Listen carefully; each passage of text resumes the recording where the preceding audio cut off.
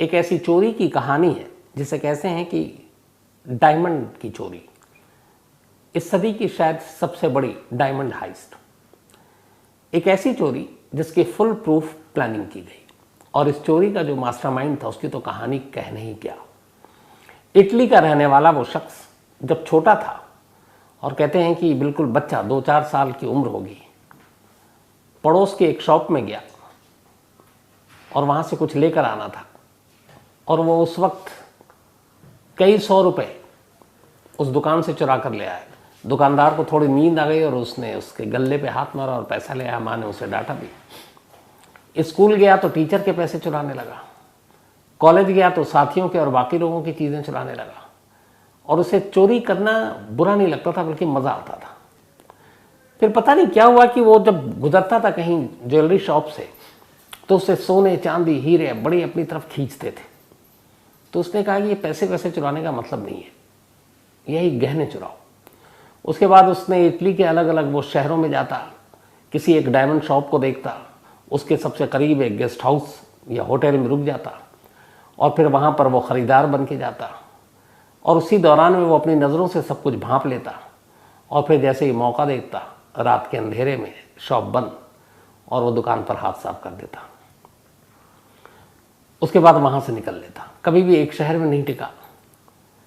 और उसकी सबसे बड़ी खासियत यह कि चोरी का जो माल है वो हर जगह यूं ही नहीं बेच देता, बस उसके 2-3 बड़े ख़ास भरोसेमंद लोग थे जो उससे ख़रीदते थे, क्योंकि उसे मालूम था कि चोरी करके तो बच सकते हैं, माल ख़रीदने के बाद पकड़ा जाना आसान है। तो सबसे ज़्यादा वो जो एहतियात बरतता था वो चोरी का माल बेचने की वजह से। धीरे धीरे वो इस खेल में माहिर होता गया और फिर उसे पता चला ऐसी ही चोरी करते करते कि बेल्जियम में डायमंड का बहुत बड़ा कारोबार होता है, अरबों खरबों रुपए का। और वहाँ पर बाकायदा एक डायमंड सेंटर है जिसमें रोज़ अरबों रुपए के हीरे लाए जाते हैं, तराशे हुए, बिना तराशे हुए, बिना कट वाले। इसने सोचा कि कहाँ इधर छोटी मोटी चोरियाँ कर रहा हूँ, चलो बड़ा हाथ मारते हैं। अब ये बेल्जियम पहुँच जाता है। इस शख्स का नाम है लियोनार्डो नोटार बार्टोलो। तो लियोनार्डो इटली का रहने वाला नागरिक अब दुनिया का सबसे बड़ा हाथ मारने के लिए जब इसे सब पता चला डायमंड की चोरी करते करते, इसने कहा बेल्जियम चलते हैं। अब ये बेल्जियम पहुंचा, ये बात है 1998-1999 की।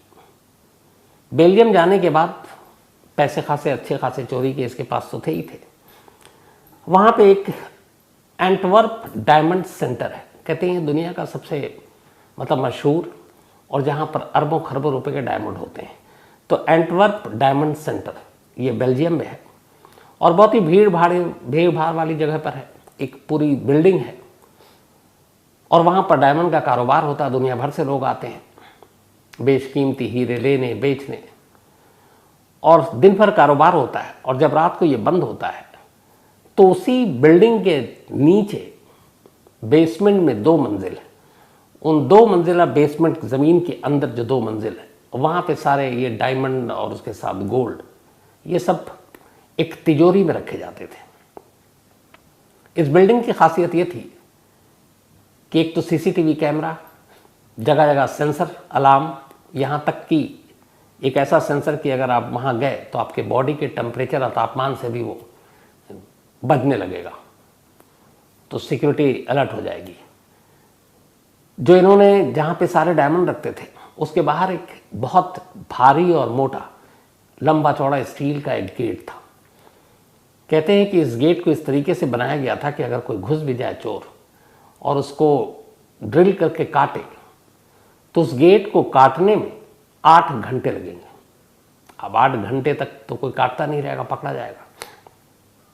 इसके अलावा उस गेट को अगर खोल भी लिया तो फिर अंदर एक और दरवाज़ा है और उसकी एक चाबी है और वो चाबी करीब 1 फुट की है। अच्छा, जो मेन ड्रिल जो स्टील वाला है उसको काटने के अलावा उस पर एक लॉक है जो न्यूमेरिकल नंबर है और उसमें 0 से 99 अलग अलग कोड डाले होते हैं और वो कोड भी बदलता रहता है हर हफ्ते। तो वो कोड है, स्टील का गेट है अंदर एक दूसरा ताला है, 1 फुट लंबी उसकी चाबी है, और जब इन दोनों को आप पार करें और अंदर जाए तो अंदर सेंसर है, कैमरे हैं, अलार्म है। तो ये सारी चीज़ें ये हैं कि फ़ौरन अलर्ट कर दें। अब इतनी सख्ती के बाद कोई इस तिजोरी तक कैसे पहुंचे? इसके अलावा बाहर जो है वो गार्ड है, बंदूकधारी, तो हर तरफ से सख्ती। और सबसे बड़ी बात यह कि इस बिल्डिंग में दाखिल होने वाला कोई भी शख्स, चाहे उस बिल्डिंग में उसकी दुकान हो, 2 चीज़ें अलाउड नहीं थी, एक फ़ोन और दूसरा कैमरा, ताकि इस बिल्डिंग के अंदर की कोई भी तस्वीर कोई ना खींच पाए, और वो उस वॉल्ट की तिजोरी की, ताकि कोई इसका नक्शा बना ले। तो आप कोई कैमरा और फ़ोन ले ही नहीं जा सकते थे। और 2000 आते आते मोबाइल आ चुका था, तो कैमरा और फ़ोन दोनों आप अलाउड नहीं है, चाहे उस बिल्डिंग के अंदर जो खुद बिजनेसमैन बैठे हुए अपनी अपनी शॉप या दफ्तर खोलकर, उनके लिए भी नहीं। अब ये सारी जानकारी लियोनार्डो वहाँ पर पहुँचने के बाद धीरे धीरे लोगों से घुलता मिलता और अभी तक बाहर से जानकारी हासिल कर रहा है। इस एंटअप डायमंड सेंटर के ठीक बाहर एक कॉफ़ी शॉप था। उस कॉफ़ी शॉप में एक जगह पर एक विंडो है, साइड में आप बैठिए और बैठकर आप उस डायमंड सेंटर को निहारते रहिए। अंदर से बाहर आते हुए लोग, बाहर से अंदर जाते हुए लोग सब दिखेंगे। पूरे दिन लोग बैग में, पॉकेट में ऐसे अपने सारे हीरे लेकर निकलते या हीरे लेकर आते, तो सारी चीज़ें समझ में आती, लेकिन आप बाहर से देख सकते हैं। लियोनार्डो इस कैफ़े शॉप में महीनों बैठा रहा। वो जाता है ख़ास वक्त और उसको देखता, दिन में देखता, फिर जब ये डायमंड सेंटर बंद हो जाता तो रात को भी जाकर बैठकर देखता कि रात को क्या हलचल है। कई महीने उसने सिर्फ नज़र रखी। उसके बाद उसे लगा कि अब बिना अंदर दाखिल हुए ये चोरी नहीं हो सकती। अब अंदर के बारे में कोई जानकारी तो है नहीं, न नक्शा है, न फोटो है, क्योंकि सब कुछ बैन है। तो उसने कहा अंदर जाना पड़ेगा। अंदर जाने का तरीका क्या है उसने पता किया। उसने कहा कि यहाँ पे एक डायमंड व्यापारी बनकर इस बिल्डिंग के अंदर दाखिल होना होगा और आपको अंदर एक शॉप या ऑफिस लेना होगा। इसने एक छोटा सा ऑफिस इस डायमंड सेंटर के अंदर लिया। ये बात है 2000 की। अपने आप को इटली का एक डायमंड का और डायमंड और दूसरे स्टोन्स का इसने एक बिजनेसमैन बताया, और उसके बाद अब वो अंदर दाखिल हो गया। जो ओनर होते हैं, जिनका ऑफिस है या शॉप है, उनके लिए एक सिक्योरिटी पास मिलता है, जो पूरे बिल्डिंग में कहीं भी बेरोक टोक आ जा सकते हैं। लेकिन उनके लिए भी है कि आप फ़ोटो नहीं खींच सकते, आप मोबाइल यूज़ नहीं कर सकते। तो अब लियोनार्डो इस डायमंड सेंटर के अंदर पहुंच चुका था। एक ऑफिस उसके नाम किराया दे रहा है, कुछ उसने डायमंड अंदर में ख़रीदे भी, बाकी जो अंदर शॉप थे इन्वेस्ट किया उसने। धीरे धीरे अब उस शॉप में या उस ऑफिस में आने जाने के दौरान अब पड़ोसी के दुकानदार, बाकी लोगों से, वहाँ आने वालों से उसकी बातचीत शुरू हुई। जो सिक्योरिटी गार्ड है उनसे बातचीत शुरू हुई। वक्त बीतता गया, कार्ड उसके पास था। अब वो उसने ऐसी जान पहचान बना ली कि गेट पे भी उन्हें पता है, अगर सिक्योरिटी गार्ड है, कि इसका ऑफिस है इस बिल्डिंग में, तो फिर आपकी जान पहचान हो जाती है, तो फिर आपके ऊपर उतना ध्यान भी नहीं देते। तो अब धीरे धीरे उस डायमंड सेंटर के अंदर के बाकी जो ओनर थे या बाकी स्टाफ, वो लियोनार्डो को अब पहचानने लगा। धीरे धीरे अब लियोनार्डो कई बार उस जो ज़मीन के नीचे 2 मंजिल जहाँ पर ये वॉल्ट, ये तिजोरी है, वहाँ तक भी गया। उसने वो तिजोरी भी देखी, स्टील का दरवाज़ा भी देखा, लेकिन उसके देखने भर से कुछ नहीं था। उसने कहा कि यहाँ के सारे नक्शे, क्योंकि ये इतनी बड़ी चोरी थी कि वो अकेला कर नहीं सकता था, और अभी तक वो अकेला है, बस उसके दिमाग में ये सारी साजिश चल रही है। तो उसने कहा कि यहाँ के नक्शे और वो सारी चीज़ें बड़ी ज़रूरी हैं। अब सवाल ये है कि कैमरा अलाउड नहीं है, मोबाइल ले नहीं जा सकते, तो फिर कैसे? फिर उसने उसका एक तरीका निकाला। उसने मार्केट से एक पेन ख़रीदा, एक पेन कैम, वो पेन जिसमें कैमरा होता है हाई रेजोल्यूशन का। और वो शुरू से ही जब उसने ये ऑफिस ख़रीदा, हर चीज़ उसके जहन में पहले से थी। वो हमेशा शर्ट पहनकर अपने ऑफिस जाया करता इस डायमंड सेंटर में, और शर्ट भी वो जिसके अंदर जेब हो। और पहले दिन से ही जब वो जा रहा था तो उस अपनी पॉकेट में शर्ट के एक पेन रखता था। अब धीरे धीरे वहाँ वो सब कुछ जान पहचान हो गई। उसके बाद इसने कहा कि अब तस्वीर खींचने के लिए सिर्फ एक पेन कैम ही काम आ सकता है। इसके बाद उसने एक कैमरा वाला पेन खरीदा। अब उसको पहले दिन शर्ट में वही लगाया, कैमरा ऊपर की तरफ है। चूंकि सारे सिक्योरिटी गार्ड जानते हैं, सब कुछ सभी जानते हैं, और डेली जब आपको देखते हैं आप क्या पहनते हो, ये तो एक ही वेशभूषा, एक ही चीज़, चौंकता कोई नहीं है। पेन भी उसकी जेब में रहती है। तो अब कैमरा वाला पेन लेकर दाखिल हुआ, किसी ने कुछ नहीं देखा। वो आराम से अपना काम किया। उस दिन कुछ काम यूज़ नहीं किया पेन का। अब उस पेन के साथ आता। अब धीरे धीरे उसने पेन से फोटोग्राफ लेने शुरू किए। वो इधर उधर घूमता, वो सारी चीज़ें रिकॉर्ड होती, वीडियो भी था उसमें। इसके बाद अब वो वॉल्ट की तरफ भी जाने लगा। अब लेकिन वॉल्ट में जाने के बाद जितनी आप बहुत देर तक खड़े नहीं हो सकते, तो कैसे वहाँ के सारी चीज़ें ने, तो उसने तस्वीरें तो ले ली। फिर उसे पता चला कि इसका एक कोड है दरवाजे का, जो 0 से 99 के बीच में 4 डिजिट का एक कोड है। लेकिन वो कोड क्या है पता नहीं, और उस कोड से ही वो दरवाज़ा खुलता है पहला। और अगर उसके साथ छेड़छाड़ हुआ, गलत कोड डाला, तो फिर अलार्म, सेंसर सब बच जाएगा, सब चौकन्ने, फिर तो सीधे गोली भी पड़ सकती है। तब ये घूम रहा है, लेकिन कोड जो है वो वहाँ का जो मेन सिक्योरिटी इंचार्ज है, जब भी किसी को ज़रूरत होती है अंदर जाने के लिए, किसी शॉपकीपर को, किसी को, वही खोलता है। अब वो जब खोलता है तो वो दिखता नहीं है, इसके पेन में रिकॉर्ड नहीं होता है। तो ये बड़ा परेशान कि सब कुछ तो हो गया, कोड का क्या करें। फिर इसने एक तरीका अपनाया। शाम को अक्सर जब सारे लोग चले जाते और धीरे धीरे अंधेरा होने लगता, बत्तियां बुझा दी जाती, सेंसर सारे बस और अलार्म ऑन रहते, तो ऐसे वक्त में उसने एक चीज़ देखी कि उस गेट के सामने एक ऐसी जगह है जहाँ पर कई होता है ऐसे रूफ टाइप कुछ चीज़ें, तो वहाँ एक स्पेस था जिसके ऊपर उस पेन को रखा जा सकता है। और वहाँ से उस एंगल से अगर कोई वो दबाता है नंबर, कोड, तो वो नंबर दिख सकता है। एक रोज़ मौका पाती उसने देखा कोई नहीं, और उसने पेन को ऊपर रख दिया और रख कर चला गया। नेक्स्ट डे आया। आने के बाद फिर थोड़ा लेट हुआ ताकि अंधेरा हो जाए। उसने पेन उठाया, वापस गया। कोड उस पेन में कैद हो चुका था जो सिक्योरिटी गार्ड ने डाला था। अब ये भी हो गया। अब धीरे धीरे उसे उसके बारे में सब कुछ पता चल गया, कौन सा है, कहाँ पर है। अब उसे लगा कि इस काम में बाकी लोगों को शामिल करना चाहिए। इसके बाद ऐसे लोगों की इसने तलाश शुरू की।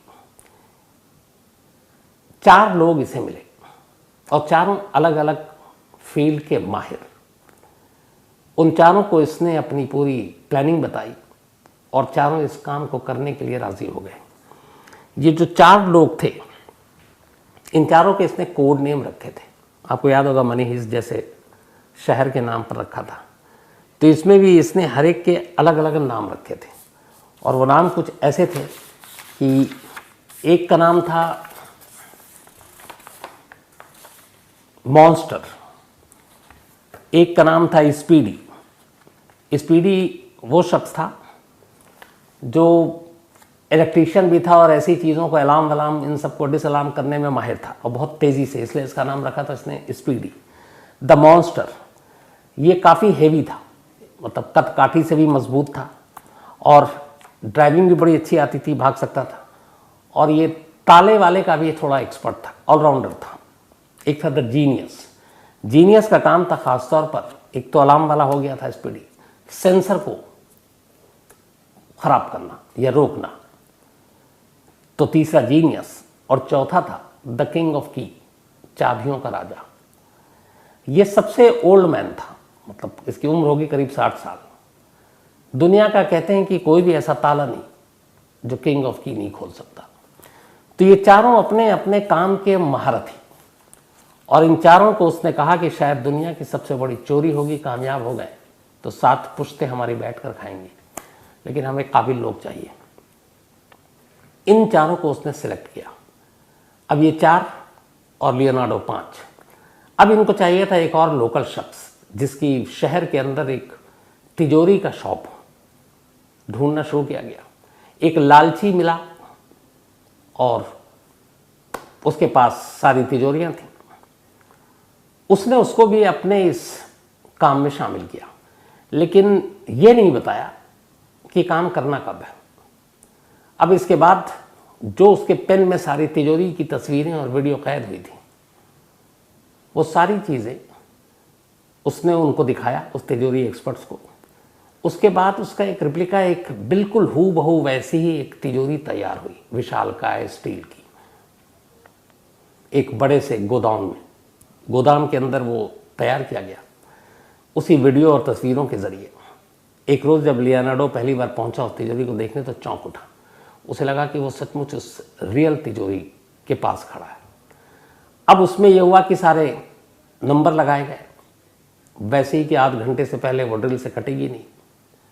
अब इन चारों महारथियों को कहा गया कि तुम इस तिजोरी के साथ खेलो और अब आगे का काम तुम्हें ऐसे ही करना है। तो यहाँ पे इनको टाइम दिया जाता था कि कितने टाइम में तुम खोलोगे, तोड़ोगे, सेंसर को तुम बेकार करोगे, अलार्म को तुम रोकोगे, और ये सारी चीज़ें उस जगह पे फिट की गई। मतलब हूबहू वैसी ही सारी चीज़ें तैयार कर ली गई, बिल्कुल रियल सेट टाइप। सब कुछ हो गया। कई बार इन लोगों ने रेकी कर ली। इन सारी चीज़ों में 3 साल बीत गए। लियोनार्डो ने इन 3 सालों में कुछ नहीं किया। इन्वेस्ट किया, उसी डायमंड सेंटर में अपनी एक ऑफिस ली और बस उस तिजोरी और उन जगहों के बारे में सारी जानकारी इकट्ठा करता रहा। 3 साल बीत गए, सारी तैयारियां पूरी हो गई। अब इसके बाद बारी थी इस चोरी की, दुनिया की सबसे बड़ी डायमंड की चोरी की। यहाँ पे ज़्यादातर जो सिक्योरिटी गार्ड और वो थे इस बेल्जियम के, उसमें यहूदी लोग ज़्यादा थे। उनकी ख़ास एक प्रेयर और बाकी चीज़ों का टाइम होता था रात के वक्त, और सैटरडे संडे बहुत ही कम गार्ड होते। उसकी वजह थी इस पूरी बिल्डिंग में सिक्योरिटी सिस्टम इतनी ज़बरदस्त थी, अलार्म हो, सेंसर हो, तिजोरी का गेट इतना कि कोई खोलने का सवाल ही नहीं है। तो सब बेपरवाह, मतलब बेफिक्र थे कि यहाँ कभी कोई चोरी नहीं होगी। तो सैटरडे की रात चुनी गई। उस वक्त ख़ास ये जो कुछ यहूदी जो गार्ड वहाँ पे ड्यूटी पे होते थे, उनकी एक ख़ास रूटीन थी कुछ अपना धार्मिक वो करने की। तो सैटरडे की रात चुनी गई। तारीख थी 15 फरवरी 2003, 15 Feb 2003, सैटरडे की नाइट। लियोनार्डो ने एक कार ली और उस कार में वो इस बिल्डिंग के थोड़ी दूरी पर खुद बैठा हुआ है। बाकी उसके 4 साथियों को, स्पीडी, द मॉन्स्टर, जीनियस और द किंग ऑफ की, इनको इस डायमंड सेंटर में दाखिल होना है। डायमंड सेंटर में अब दाखिल कैसे हो, तो उसके लिए भी पूरी रैकी की गई। डायरेक्ट घुस नहीं सकते थे आप, क्योंकि पहले ही स्टेप से आप कैमरे के सामने आ जाते। इस डायमंड सेंटर के ठीक बराबर में एक बिल्डिंग थी और उस बिल्डिंग में फासला बहुत कम था। उस बिल्डिंग पे एक पाइप जैसी चीज थी इस बिल्डिंग में दाखिल होने के लिए। तो ये दूसरी बिल्डिंग में गए और उस बिल्डिंग से फिर उस पाइप के सहारे इस डायमंड सेंटर की बालकोनी में पहुंच गए। ऊपर पहुंचने के बाद अब इनको अंदर दाखिल होना है। अंदर दाखिल होना है और ये भी पता है कि सेंसर है और लाइट है।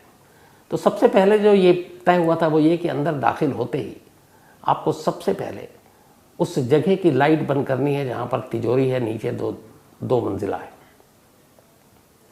और उस लाइट को बंद करने के लिए एक खिड़की खोलनी थी और उस खिड़की से इनको अंदर दाखिल होना था और फिर नीचे जाना था। अच्छा, इस पूरी रेकी और ट्रेनिंग के दौरान जो सबसे इंपॉर्टेंट चीज़ थी वो ये कि चूंकि जहाँ पे वॉल्ट रखा हुआ है वहाँ पे लाइट जल रही है और लाइट के साथ कैमरा भी है अंदर। तो अगर आप वॉल्ट तोड़ भी लेते हैं और घुसते हैं तो सीधा सीधा आप कैमरे में कैद हो जाएंगे और जो मॉनिटर कर रहा है वो आपको देख लेगा। तो ये हुआ कि अंधेरे में ही वॉल्ट खोलना है, अंधेरे में ही सब कुछ करना है। उसकी इन्होंने प्रैक्टिस की। अंधेरे में इसलिए कि जहाँ पे वॉल्ट है वहाँ पे रोशनी नहीं होगी, पहले ही बंद कर दी जाएगी। अब सब कुछ चूँकि इनके पास सेम नकली वैसी ही तिजोरी थी तो ये अंधेरे में ही उसको घुमाते, अंधेरे में उसके कोड डालते, सब कुछ अंधेरे में। तो इन्होंने यही किया, उस खिड़की से घुसे। सबसे पहले वहाँ पे जो सेंसर था इन्होंने अपने साथ एक तो ये हेयर स्प्रे लेकर गए थे और इन्हें पता था कि जो बॉडी टेम्परेचर और बाकी चीज़ों के जो वो है वो अगर हेयर स्प्रे डाले तो उसमें ऑयल और बाकी चीज़ें होती है, वो काम करना बंद कर देता है। इसके बारे में इन्होंने पूरी टेक्निकल नॉलेज ली थी। तो पहले अंदर घुसे। जो सबसे पहली चीज़ थी, पूरा चेहरा सामने नहीं लाया, एक कैमरा था। उस कैमरे पे इनके हाथ में एक बैग जैसी चीज़ थी, उस कैमरे के ऊपर डाला। कैमरा बंद। अब ये अंदर दाखिल होते हैं, मतलब ये दिख नहीं रहा है। अंदर दाखिल होते ही इन्होंने अब सबसे पहले जो इस हेयर स्प्रे अपने साथ लेकर आए थे वो सेंसर के पास उससे नज़दीक पहुंचकर उस पर डालते जाते हैं। सेंसर काम करना बंद करता जाता है। ठीक यही अलार्म के साथ करते हैं। उसके बाद ये नीचे पहुंचते हैं। नीचे सामने तिजोरी थी जिसकी ऑलरेडी रिहर्सल कर चुके थे। कोड इन्हें मालूम था पेन के ज़रिए। कोड से तिजोरी खोलते हैं। लेकिन अब सवाल ये था कि अंदर एक और दरवाज़ा और उस पर 1 फुट की चाबी। द किंग ऑफ की उसके लिए पहले से तैयार था। थोड़ी सी कोशिश करता है, दुनिया का कोई ताला नहीं था जो उससे न खुले, वो दरवाज़ा भी खुल जाता है। इसके बाद अब ये अंदर दाखिल होते हैं। अंदर भी सेंसर है, अलार्म है। वहाँ पर भी बहुत ही खामोशी से, बिना करीब आए ताकि बॉडी के हीट से ही वो बजने लगे, तो अपने आप को दूरी रखकर वो स्प्रे मारा, उसको भी बंद किया। सारे सिस्टम जो अलार्म के थे ये सबको बेकार किया। और अब अंदर सारे लॉकर थे। इन्होंने लॉकरों को खोलना शुरू किया। लॉकर में से जितने भी हीरे, गोल्ड, ये सब निकाला। अपने साथ बैग वैग भी लेकर आए थे, उसमें भरा। करीब 1 घंटा पूरा लगा, 60 मिनट। 60 मिनट के बाद ये लोग वहाँ से निकलते हैं। उसी बालकोनी के रास्ते फिर बाहर नीचे उतरते हैं। नीचे लियोनार्डो इनकी इंतज़ार इनका कर रहा था कार में। ये चारों पहुँचते हैं बैग के साथ, कार में बैठते हैं और वहाँ से निकल जाते हैं। वहाँ से निकलने के बाद की अब प्लानिंग अभी तक किसी को पता नहीं है कुछ क्या है। वहाँ से निकलने के बाद आप चारों हाईवे की तरफ जाते हैं ताकि बेल्जियम की इस जो डायमंड सिटी सेंटर था इसे दूर जाएं। करीब सुबह के 5:30 बजे थे जब ये लोग वहाँ से निकले थे, 5:30। उसके बाद शहर पे, सड़क पे चहल पहल शुरू हो जाती। तो वहाँ से निकलने के बाद अब ये सब हाईवे पे जाते हैं। हाईवे पे जाने के बाद एक कैफ़े में जाते हैं। भूख भी लगी, पूरी रात कुछ खाया नहीं। 5 सैंडविच खरीदते हैं। सैंडविच खरीदने के बाद, और इसका बिल देता है लियोनार्डो। बाकायदा पर्ची कटती है, उसमें नाम वाम सब कुछ आता है जो उसने पे किया। अब वहाँ से फिर ये निकलते हैं। एक रास्ते में सुनसान जगह आती है, गाड़ी रुकती है। फिर ये तय होता है कि हम लोगों ने जो चोरियाँ की हैं, चूँकि चेहरा भी ढका हुआ है सब कुछ, तो जो कपड़े पहने थे, अच्छा अंदर जाकर कोई डीएनए या फिर फिंगरप्रिंट न छोड़ दें, उसके लिए प्लास्टिक के इन्होंने दस्ताने और बाकी सारी चीज़ें पहन रखी थी। तो कहा उन सारी सबूतों को जला देते हैं ताकि किसी के हाथ कुछ ना आए। तो हाईवे के किनारे एक झाड़ियाँ जंगल थी। लियोनार्डो और उसके सारे साथियों ने सब कुछ जला दिया। एक इसमें जो शख्स था उसकी तबीयत ठीक नहीं थी, शायद सदमे में था कि इतनी बड़ी चोरी कर ली।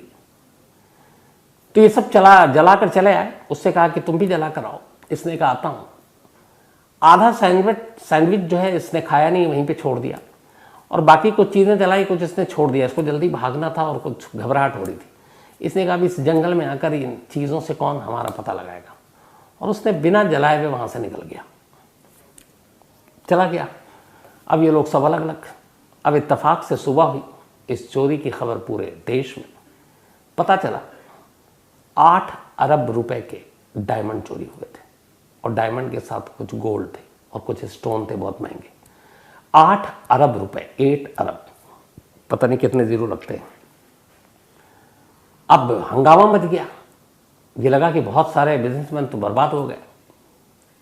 पुलिस ने अपनी जांच शुरू की। सीसीटीवी कैमरे से रात और सुबह के वक्त की उन सारी गाड़ियों को चेक किया गया। तो एक गाड़ी इनको सस्पेक्ट लगी, वही गाड़ी जिसमें ये थे। उस गाड़ियों को खंगाला गया तो पता चला कि ये हाईवे की तरफ गई। फिर उसके ज़रिए पुलिस उस रेस्तरां तक पहुंची जहां से सैंडविच खरीदा गया। उस रेस्तरां में जब पहुंचे तो पुलिस ने कहा कि जिन लोगों ने ख़रीदा उसका कुछ है। तो वहाँ एक पर्ची मिली, जो इन्होंने सैंडविच खरीदी उस पर लियोनार्डो का ही नाम और पता लिखा हुआ था। अब पुलिस उसके बाद उस आगे की गई कि देखते हैं यहाँ पे क्या कुछ है। उन झाड़ियों तक भी पहुँच गई। वहाँ से इनको कुछ जो नहीं जले थे, जो एक ने गलती की, वो बाकी चीज़ें मिल गई। वो सारी चीज़ें उठाई। इसके बाद पुलिस अब सीधे, चूँकि नाम पता मिल चुका था, लियोनार्डो के घर पहुँच गई। वो घर पे था, उसे गिरफ्तार कर लिया। गिरफ्तार करने के बाद पूछताछ हुई, वो लगातार मना करता रहा। पुलिस ढूंढती रही। आखिरकार अदालत ने लियोनार्डो को 10 साल की सजा सुनाई, लेकिन पूरे कैद के दौरान उसने एक बार भी अपने बाकी 4 साथियों का नाम नहीं लिया कि वो कौन है। और उनमें से कुछ ही डायमंड, मतलब 8 अरब में से पुलिस रिकवर कर पाई। बाकी का आज तक, मतलब 20 साल हो गए, सुराग नहीं मिला। और कमाल की बात ये कि इन 20 सालों में कभी भी लियोनार्डो ने अपने 4 साथियों का नाम नहीं बताया। जब भी बताया, कई कुछ जर्नलिस्ट जेल में भी उससे मिलने गए और उस जेल में उसने बहुत सारे लोगों को झूठी सच्ची कहानी सुनाई, लेकिन एक कहानी उसकी कॉमन थी। उसने कहा कि मैं अपने 4 साथियों के बारे में और कुछ नहीं बताऊंगा, लेकिन उनके नाम बताऊंगा। और वो जब भी नाम बताता तो यही बताता, speedy, monster, genius, the king of keys. ये उसने निकनेम रखा था, जैसे मनी हाइस्ट में था। बाद में उसने एक और लाइन कही, जब ये कहा गया कि 8 अरब की चोरी की है तुमने, उसने कहा नहीं, मैंने शायद 18-20 मिलियन उस वक्त था, उसके डायमंड थे, लेकिन ये मैंने चोरी नहीं की। उसका कहना है कि एक बड़े डायमंड बिजनेसमैन जिनका अपना शॉप था इस डायमंड सेंटर में, उन्होंने मुझसे ये चोरी करवाई ताकि वो इंश्योरेंस के पैसे क्लेम कर सकें, ये दिखाकर कि कुछ लाख डॉलर के डायमंड चोरी हुए और वो उससे बहुत ज़्यादा पैसे इंश्योरेंस कंपनी से क्लेम कर सके। हालांकि उसके इस जो इल्ज़ाम लगाया उसकी कभी सच्चाई सामने नहीं आ पाई, लेकिन सच्चाई ये है कि आज लियोनार्डो अपनी सज़ा काट के बाहर आ चुका है, बट 4 साथियों का आज भी कोई सुराग नहीं है। बाकी के डायमंड कहाँ हैं, आज भी सुराग नहीं है। और उन पैसों का क्या हुआ, इसके बारे में भी आज भी कुछ पता नहीं है। कहते हैं ये 21वीं सदी में हीरे की चोरी का सबसे बड़ा मामला है। तो ये थी आज की कहानी।